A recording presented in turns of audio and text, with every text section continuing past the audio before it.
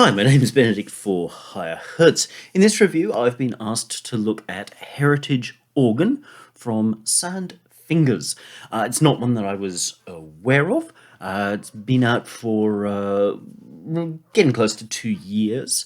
I think it's pretty cool in many ways. Now, it's a form of organ, or more broadly, we might refer to as a rock organ. It can put out sounds that range the gamut from somewhat like cathedral organ right the way through the solid rock organ territory of Hammond B3 kind of arena, add into some of the transistor organs, so Farfisas, Vox Continentals, that sorts of things. It has its moments. There are some oddities about it, not that ruin the experience, but just make the experience unique, which, if you understand organs and or the form of synthesis that's used, you will get your head around reasonably quickly. Otherwise, may seem a little obtuse, but there are quite a lot of presets in here, meaning that you might find something that fits, but it's, well, there's a section that's empty, but there's possibly room for more if you are only a preset hand. But getting your head around it is probably worth it if you are an organ player. Now, being a synthesist who sometimes pulls up an organ patch really doesn't make you an organ player. The B3 in particular, we'll focus on that more than church organs, the B3 in particular is a fascinating instrument with a billion controls, but also a lot of off-control ways of playing it. Things like flicking your Leslie on and off have a big impact. If you wonder about that, listen to some real B3 players. If you're not sure where to find them, then sit down with the best of Huey Lewis. Huey Lewis's B3 player knew what he was doing. Some guys even got into shaking the instrument around. I think that was a Keith Emerson special, stabbing it with knives, all kinds of things like that. Now, some of that was for show, some of that was to resolve particular problems that they had with regards to performance.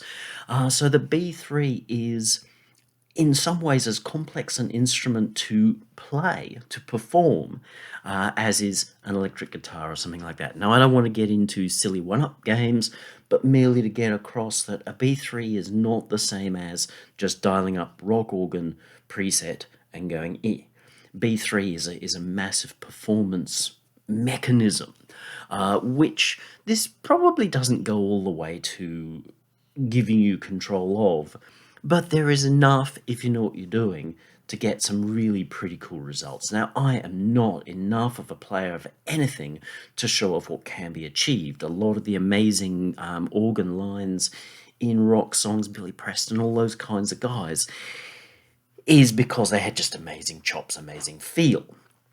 So if I pick up, say, an electric piano, a Rhodes, and try to sound like Steely Dan, it's just not going to happen.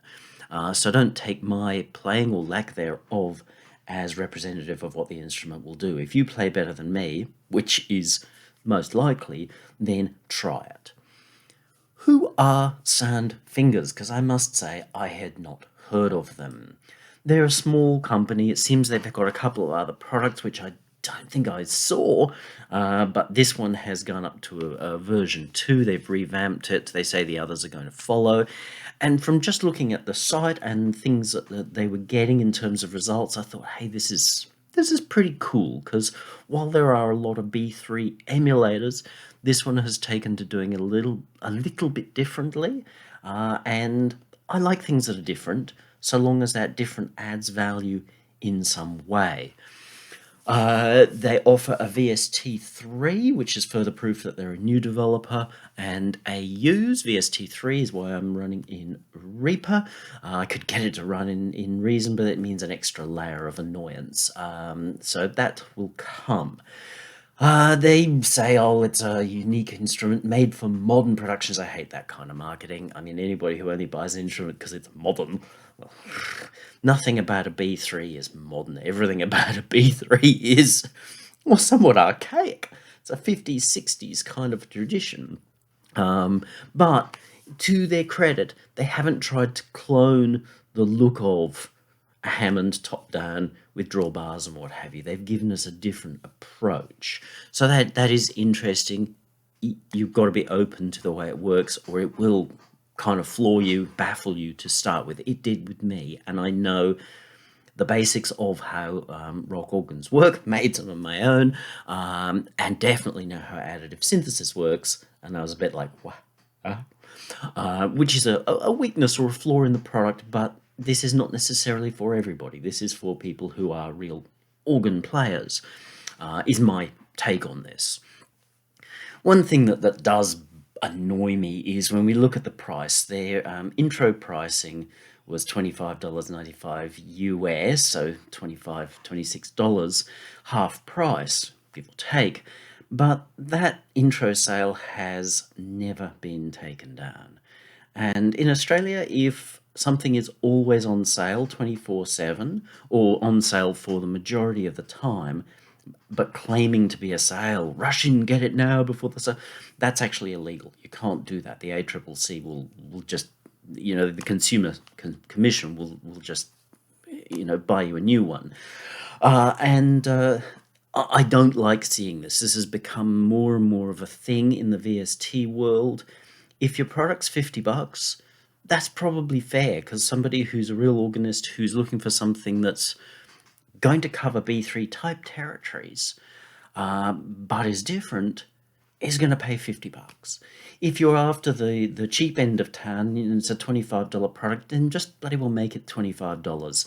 Saying that it's always on sale, to my mind, just makes you look dodgy. Now, there are going to be people who go, but why does it matter? Was it matter? Oh, it's a bonus. And it's like, well, okay, but we're demeaning ourselves. We're demeaning music when we do this. So, guys, please, I think your instrument's really interesting. I think your marketing says some unfortunate things. Your call what you do with that. Quick overview. We've got a tone source. The B3 was tone wheel, so quite literally these wheels that spun, and they created their sound from that, so hence electromechanical, because there was a physical machine in there making the sounds that was transferred to the electronical stuff, which was wires and what have you. And with the B3, and I'll pop a picture up, you had these drawbars, hence being referred to as drawbar organs, and that set the level of the overtones. So an organ is an additive synthesizer. Even a church organ, a pipe organ, is actually an additive synthesizer at heart. It's working out how to manage the overtones on any particular sound. So if I press this key, the root is the fundamental, and then it's got overtones at an octave, 2 octaves, 2.5 octaves, and what have you, and that creates the interest of the sound. Otherwise it would just be a sine wave. It's an interesting method for sound creation, which is open to a lot of distortions, and those distortions make for the wonderful tone and wonderful tones that can be gotten from an organ, and particularly the rock organ, especially as you interface it with cabinets and speakers and all kinds of things like that. So in the heart of the instrument, we have the tone making thing, but it's obviously quite different from your standard drawbars, and that's a thing we got to get our heads around. Most of the space is dominated with these effects, which either don't cut it or cut it really well. Depends on what you want to do. I did some A/B between this and using similar sorts of things, Rotary out of the Reason rack and choruses and my favorite Scream, and I could get some great sounds there. But then the more I understood these, the more I was able to go, okay, yep, I can get great sounds here. So there's nothing against the onboard effects. They just come across as a little obtuse, which is the real negative of the instrument. It can come across as a little obtuse, which in a sense is a shame. It's going to be great for those few players who come in and go, I'm going to make something unique out of this and really center themselves around it. That's going to become a great thing.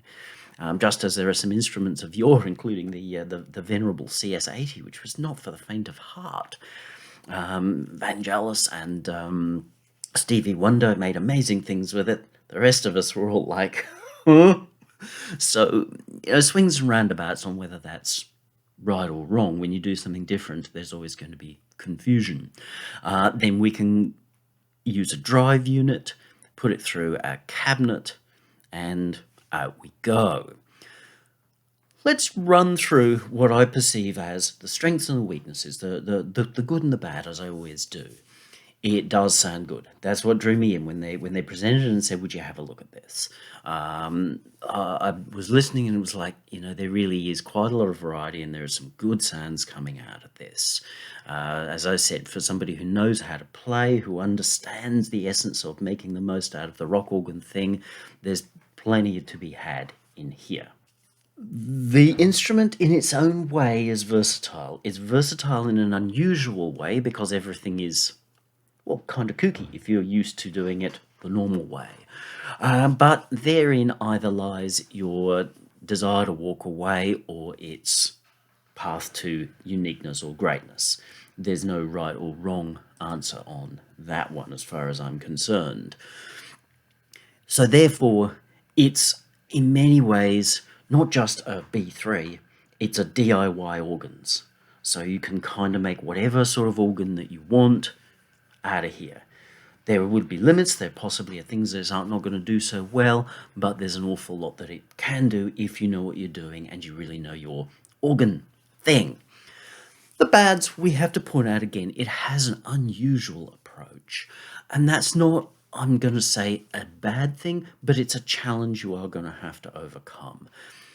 The problem and where it is bad is that the manual is poor. For something that's taken a different approach, the manual, at least as I've read it from clicking up top and going manual, is, well, unfortunate. It barely explains itself at all. It looks to me as a case of a technician who understands what he's doing on the guts side of things, but assumes that everybody else has the same understanding as he's carrying right now. Which meant that for a little while there, I was like, this is stupid, this makes no sense, which is not the way it should be, but it's entirely probable that a lot of people will be lost. Even people with a lot of understanding, a lot of experience, could well be lost before they quite get to understand what the instrument does and how it does it, because there's a lot of weird things, and the manual doesn't take any time to explain it, doesn't show the core process. None of this is secret. It's not 21 herbs and spices KFC stuff. It's merely, we've prearranged all of these things for you. If there is some genuine secret sauce, then you can simply say that bit's secret sauce, but you can show us a lot more than you really have. So, especially if the price is $25, I guess, whatever. But if the price is $50, well, that's still pretty low up against a $150 instrument, which in many ways this could technically be based on the sounds that'll come out of it. You really need to hire somebody who has a much better technical understanding, but the ability to actually translate that across to the people who are likely to use this. Yes, the people who aren't going to read the manual, it doesn't matter, but the people who are going to read the manual, hit that manual, go, this isn't very serious. Sorry, guys, that's a massive hole. Plus, of course, that dubious forever sale. It says to me that there's a fair technical understanding, but past that, you see your consumer as being, well, not as important as you are. And I don't think that speaks well, which is an absolute shame. Oh, the other thing, and it's not a negative, I understand it makes perfect sense, is that I'm using the demo. No freebies been passed over, no freebies asked for, no freebies expected. So I'm not reviewing it positively or negatively to say thanks or no thanks or whatever. I'm merely using it as people would experience this. So after half an hour, it might turn itself off. So it might turn itself off as I'm talking. I'll try to break the program to minimize the chances of that happening. Interesting instrument. So we've gone over the main features in that it works from this central tone creator. Calling it a tone shifter I don't love, but that's the tone section. That's where the virtual wheels are being created. We can add in percussion. Oh, something that's a little odd with this is that it responds to velocity, and it doesn't have a swell pedal. Mod wheel does nothing. Pitch wheel does something. Whether that's right or wrong, I really don't know. It does something, fair enough, that can be used interestingly. But there's no swell pedal. The rock organ, as far as I'm aware, all home organs I've used, they all have that swell pedal. But they're not velocity sensitive. Maybe later Hammonds were, but generally the organ is an on-off kind of a device, which is why you have to work so hard to get expression in other ways, including that rocker pedal for the level, which you could MIDI a pedal to here, but it would be kind of nice to have a dedicated rocker pedal along with our main output. But you can add in percussion, which is that tendency for there to be a thump on the beginning of the note, and you can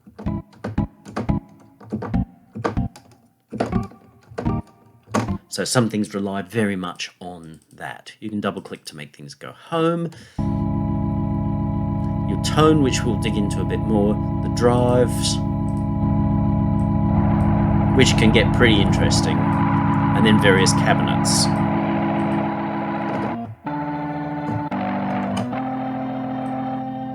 So we can dig ourselves into John Lord territory, quite passably at least. And then these effects. Let's turn off all the effects. As rotaries and choruses leave, we lose a lot of that organy sound, especially the rock organ kind of thing, and that's very much par for the course. You can take any fairly simple synthesizer and make an organ kind of sound, so long as you've got your rotaries and choruses and what have you set up right. But that doesn't mean that you'll get all the joy of a rock organ. So it comes to this three-part tone creation system. Let's turn them all off. It took me a while to realize that these were on-offs. Thank you to the manual for those. A clearer thing probably would have made sense there. Let's just turn one on. Let's also, because I'm hearing this and I'm going, this is no sine wave. It's not. Normally an organ is made up of a bunch of sine waves. This absolutely is not, even at default settings. There's a little button over here that says plus. It says in the manual that it extends the range of the oscillator. It just seems to drop it an octave. Maybe it's something that it does differently, but that's what I'm hearing and seeing. It just seems to drop an octave. Thank you.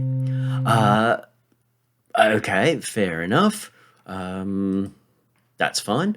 But again, it's sort of obtuse. Plus suggests we're adding something. Well, I guess we're adding some more bassiness, but we don't seem to add anything in that process, or if we do, it's not explained. We've got our sine wave. This suggests that we've got a sine wave, but what we look at here is millions of miles away from a sine wave. It's not cabinet, it's not drive, as far as I can tell. It's nothing to do with, although that seems to have some impact on the signal. It's not noise, so it's not the percussion thing. So that says to me that their core oscillator is not a pure sine wave. Now, how pure a sine wave a decently calibrated tone wheel is, I don't know. But I'm used to starting out a sine wave. Nothing wrong with that. Would have been kind of nice, seeing this says sine wave, that it would be a sine wave. We've then got two controls here, one of which can be hard to actually access. We think we're clicking on the center thing and we get the ring. So you've got to really make sure that that is lit up, that the waveform is lit up. And then we can add/change our overtones from what they're saying is a sine to I think you'd call that some sort of resonance wave. So it seems to be several sines on top of each other. Or we can switch to the alternate, which is sine cycling through pretty standard synth forms to a square. So if you're wanting to make more transistor organ type things, Vox Continental, that sort of stuff, you want to play B-52's Love Shack or whatever, then you'd probably move to there. There's no right or wrong there. You can get some really cool tones. But it's a little unexplained and a little predefined, which is okay, but the unexplained part I think is not okay in this situation. It took me some time to understand this. The next bit is this. We've got this ring, which I assumed was going to be adding harmonics, and it sort of does, but it seems to change things in all kinds of ways. They say, well, it adds harmonics, but it doesn't do that anywhere near so much as it does a whole pile of other things as well.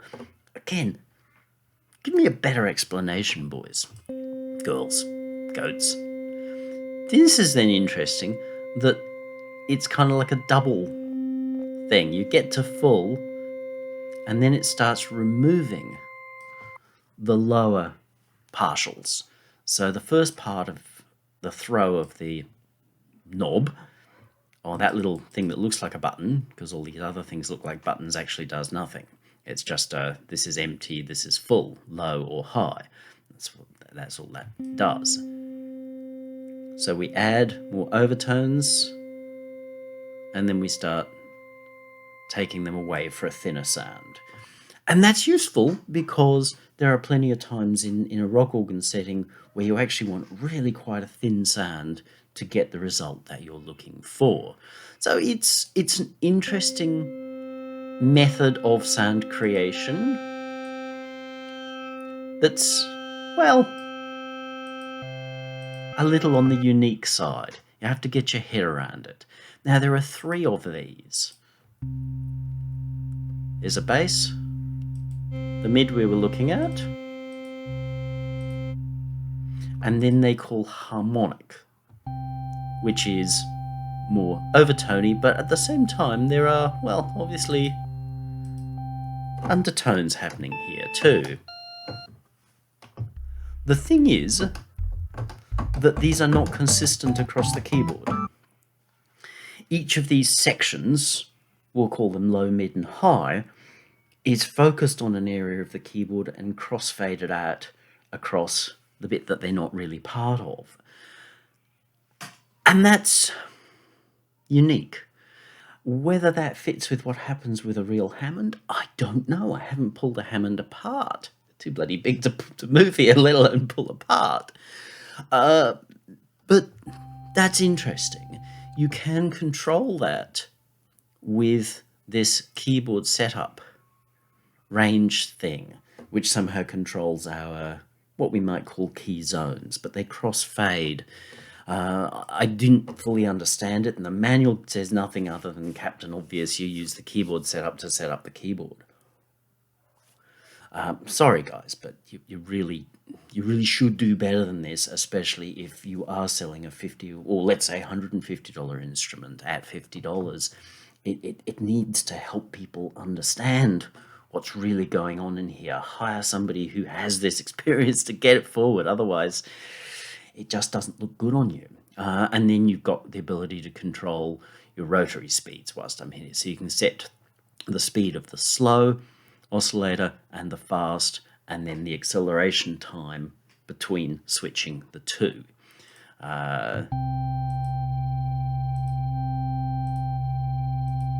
Okay, it also has an acceleration, deceleration for turning off, which is consistent with the rotary. Sorry to check that there. I just realized, does it do that? So we've got this tone control, which is basically setting up our raw oscillator form based on concept / understanding of how these things work. So if I want my lower to be nice grindy kind of thing, turn this guy on, want it to be a purer tone, a little bit of overtone. We can control our levels. So I might say, yeah, look, I'm going to pull that back a bit, send that all the way.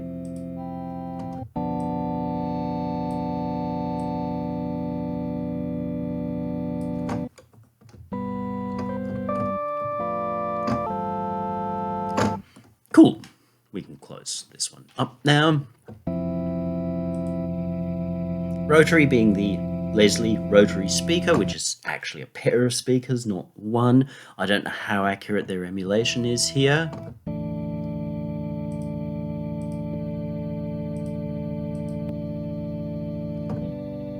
It doesn't seem to explain what these are either. So we've got three. I mean, are they high and low? Maybe that's saying which one we've mic'd. I don't know.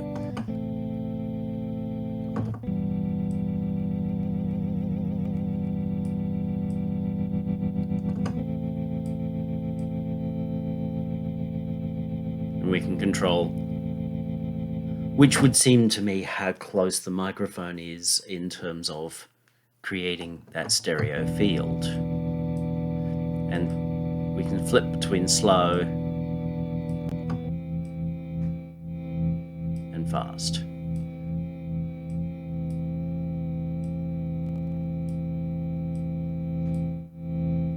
Now, rotaries are not made of one movement. They're actually made of a lot of movements. They're built on a Doppler effect. So they're actually moving the pitch up and down as well as moving the level up and down. And if your top horn and your lower speaker are moving at different rates from each other, which happens, then you get quite interesting results. So these seem to be set up separately.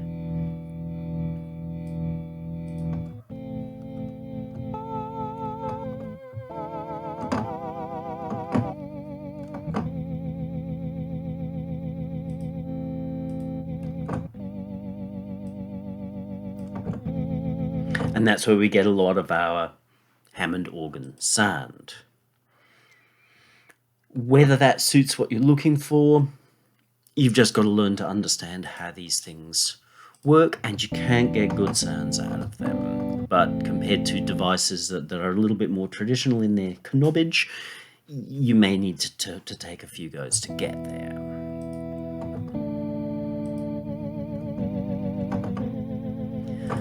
Now, initially, all oscillators or LFO speeds are tied to one another, and that's probably very consistent with the instrument.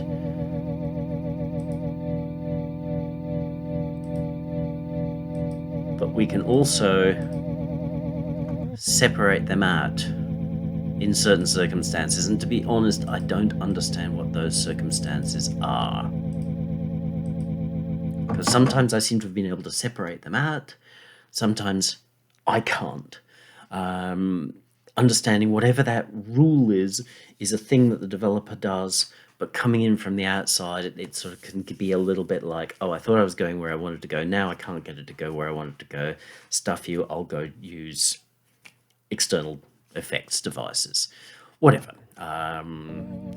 It just frustrates me that there are frustrations with using what's otherwise quite a fascinating sort of device.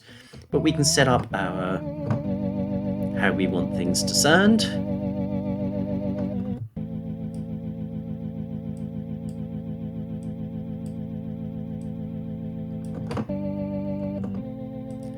Within the effects, we can choose between a chorus and a phaser, and at one stage I had the chorus and the phaser working completely independently of each other.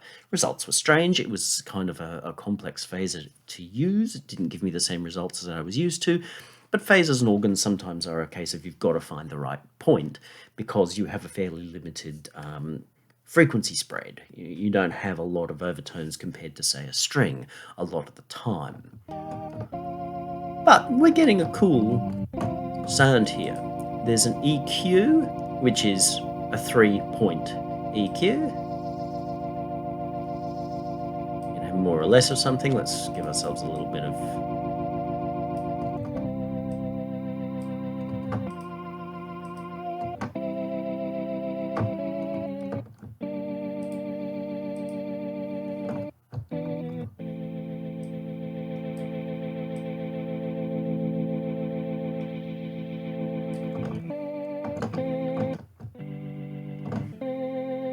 in the right situation, in the right mix, that could be a really lovely sound.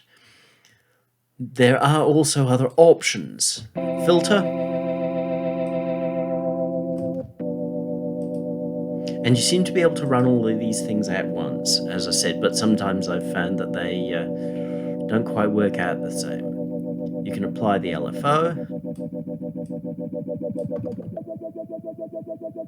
With filters, there's actually quite a lot of them.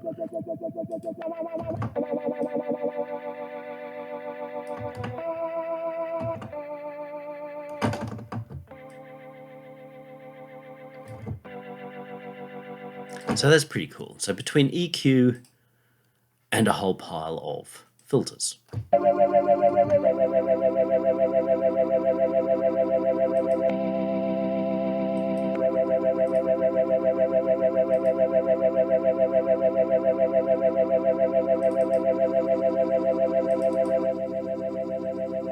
Just trying to work out. Again, I'm entirely unsure as to whether I'm able to have the EQ on doing something and the filter off, or the filter on doing something. It's just confusing. I mean, do I have access to all of these things at once, or do I not? That again just makes it frustrating. It's like, what use case is there? What use case is there not? Which makes it easier to just go, I'll go to the effects I know and trust. But once they're in, they do cool things, and we can get cool results. But it seems like in some situations it's one thing, and some it's another, and I don't know. There's a reverb and a delay.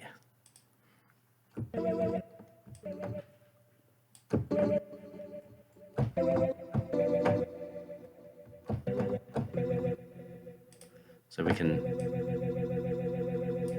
tie them together or separate them out. And we can EQ this a bit. I think this is all built around another engine that they have.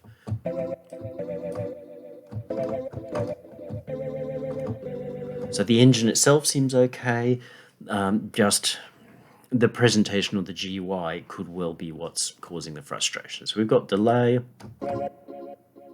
That still seems to be running. With reverb, we've got algorithmic reverbs. Probably mean to call it a digital reverb.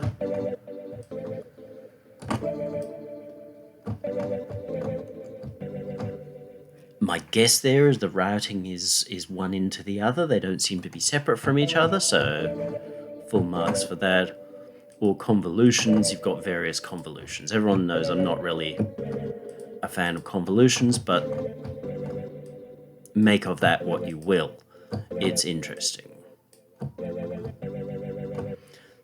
So a full range of onboard effects which are consistent enough with organy stuff, just possibly need a little bit of understanding to get you most around. Now, we talked about the percussion, the ability to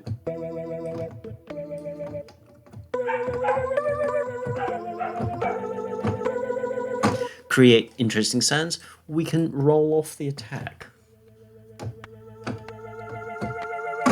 We might pull back our percussion in this instance. There's no release, but this is for when you're doing strings or choirs. This may not be the sound for that, but that's the purpose for that. If you're thinking, why would they do that? Well, that's why you would do that. This is kind of cool. There's the ability to detune. A bit dire. Now, tone wheels would go out. So a perfectly in tune Hammond organ, especially by the end of the show on a hot summer night, would you offer your throat to the wolf with a red rose? Oh, hell yes. They would be out of tune. So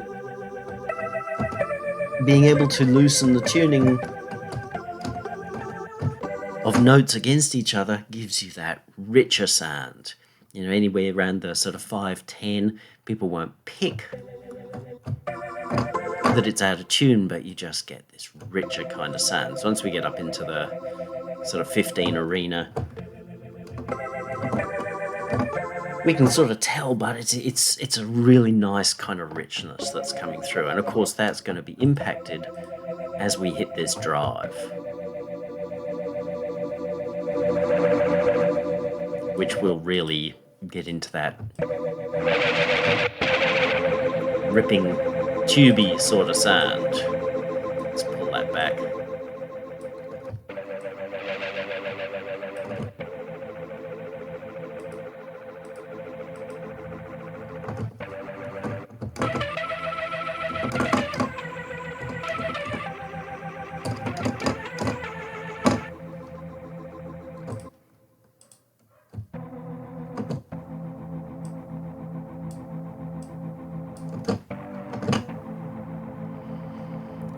And that's quite cool. It's on board, so you may have ways that you prefer, but the thing was going backwards and forwards between these and my, die-hard trusty things that I use all the time out of the Reason Rack. Sometimes it was like, oh, that's cool, and other times it was like, oh, that's cool, and there was no particular point ultimately at which I was able to say that that any particular path was immediately or significantly better than any other path. So the effects are as good as you can dial them in to be. It might just be a little frustrating learning how and where and when and why and what dials affect what things, because it just feels a little obtuse. Whether it is or isn't, I don't know, but it feels that way, and I don't love that bit. But primarily what you're paying for is this bit, or really just this bit. That's the important bit, which is how you're creating your sound.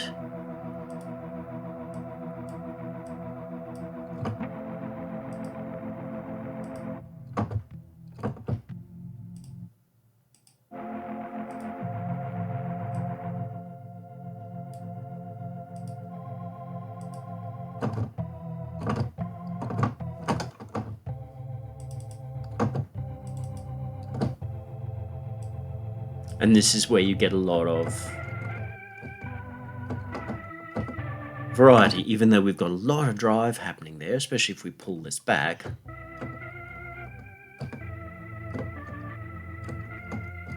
We get a really, really pretty sound. We can pull back our attack.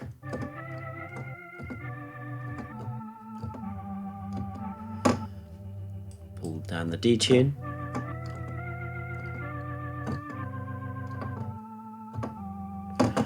In the right place inside a mix, it's just gorgeous. So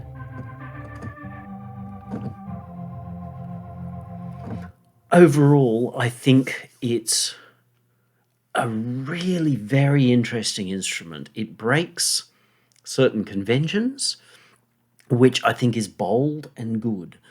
It also breaks some conventions which I think are unfortunate.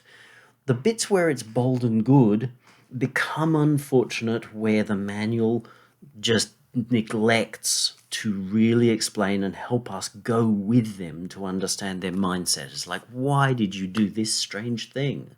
The results are fascinating and very versatile, but there's a fair amount of like, what do I do? How do I do this? How do I control this?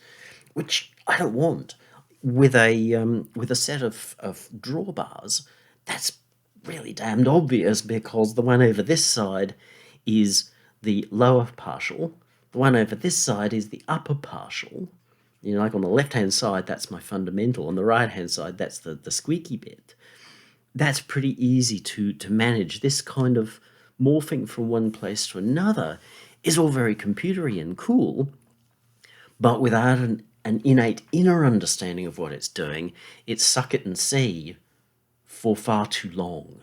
Whereas a manual that explains this, videos that explain this, would go a long way to helping people feel like, that's how I dial in that kind of tone. And of course, the ability to explain to people the combinations of, if we do this here, and this here, and this here, and here, this is how we'll get that kind of tone. So we could even be picking something, let's say John Lord, Concerto for Band and Orchestra, 69. This bit of this record, this is how we would build this kind of tone with a bit of this, that, and the other. But, Bob Marley in 1977, or whatever, I'm making this up, this is how we would build this kind of tone with a this, a this, and a this, and to really explain how. Not to clone, but merely to help people get a sense of how do we use this interesting kind of sideways engine to get the results that we're looking at. That's the weakness of the product, which is a shame because most of that's not in the product. This is clever. This really is clever in a positive sense. But it almost did me in. I spent a couple of hours yesterday sort of going, what is this? How am I going to review this? I can't make sense of it. I still don't fully make sense of it because I don't know what it's doing. But I know broadly enough what it's doing to be able to go, okay, but there is still a lot of suck it and see, turn that knob, see what happens, far more than if I were using a true additive engine. Now, that doesn't mean that this is wrong, it just means that this needs to be explained. Its advantage, its shortcutting needs to be explained. Given time, then anybody who has an understanding of additive and or organs, which are additive, then they would come there and possibly a little quicker, but they're still going to be like, I had 9 knobs, I think it's normal, and now I've got 3 and they're weird. You want to help people transition across that. So my final words there really are a truly interesting instrument that's capable of delivering some really nice sounds, particularly for someone who can play, and I don't play this way. I never have, which is a shame, a flaw. But the ability to transition from the super obvious of downloading a thing that looks like a B3 and has the controls that we're used to this is not assisted in any way. The developer has assumed that we will automatically understand his thought processes. And the problem is we kinda don't, because you've gone out on a limb here. And that's cool, that's great. I'm delighted to see developers going out on a limb, especially when the limb they've gone out on bears fruit, which this does. But sales, I think, will be less than they should, simply because I think a lot of people are going to have no idea how you got from where they are to over there, because for them it's just going to be this yawning chasm of white noise, which is hard to overcome. So my advice is drop the stupid sale, pick a price, settle on it. If you're going to go at 50 or above, then you're looking for more serious players, in which case invest in someone to write a manual or to at least make video manuals. But I think you need someone to write a better manual, but at least invest in video tutorials that can help people across that gap that you have created by saying, here, look, I've put all these things together for you, and like, yeah, what do we do with those? So we can stumble around, or you can help people get from where they currently are, which often is not knowing a single thing about what a B3 really is as an instrument, the complexity of it and complexity of performance with the B3, to where you're at, which is an instrument that is pretty darn fascinating. I would be interested to hear the views of a really accomplished B3 player, somebody who knows how throwing the cabinet around or sticking knives in it I mean, it's silly in many ways, but the control of Leslie's and various other features to get that amazing, far larger than life feel that a B3 will do, how they would take to this. I think there's your mileage in being able to sell to the right people, to real organ players, and maybe develop a few real organ players in your process. Trying to sell it to homies who think that is going to make their record might be a little bit of a hard ask. That's why you've dumbed it down to $25. I think perhaps say, let's go in a completely different direction. Let's hyper verticalize and say, let's find the Stevie Wonders and the like, the Billy Prestons, I don't remember his name, the guy who played with Huey Lewis, or he's Roy Bittan with Bruce. I assume he knows his way around a B3. Focus on that kind of mentality and hyper verticalize and ignore trappers because they're not going to comprehend an instrument like this. They don't want to comprehend an instrument like this. It is a fascinating instrument. I think it sounds great and is capable of an awful lot. I wouldn't mind seeing a version 3 that makes things a little clearer, along with a manual or videos to support that, to build what you've really, really got here. If there are questions, not about SoundFingers, please, that's support is for them, but if there are questions about the content, questions, not hand grenades. We don't appreciate hand grenades here. If you have a, look, I think you're wrong because of, explain it. Really explain it.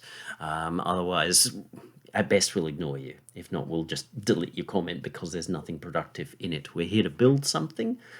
You're here, hopefully, to build something too, especially if you've listened to me for 47.5 minutes.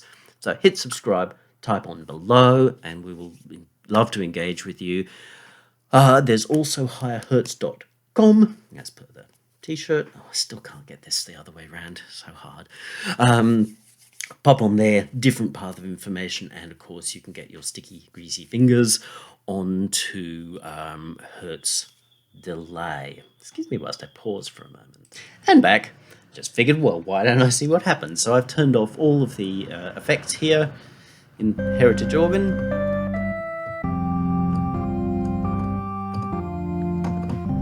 And just thrown it into a preset.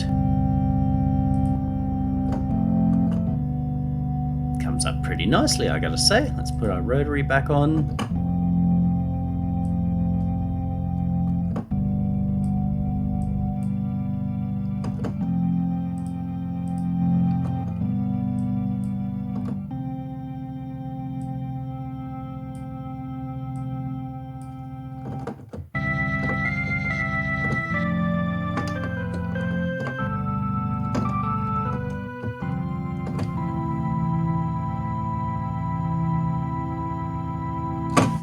Pretty cool. So, lovely instrument. Try it out. You're free to try it out from SoundFingers' site. And most importantly, have fun. Keep having a great day.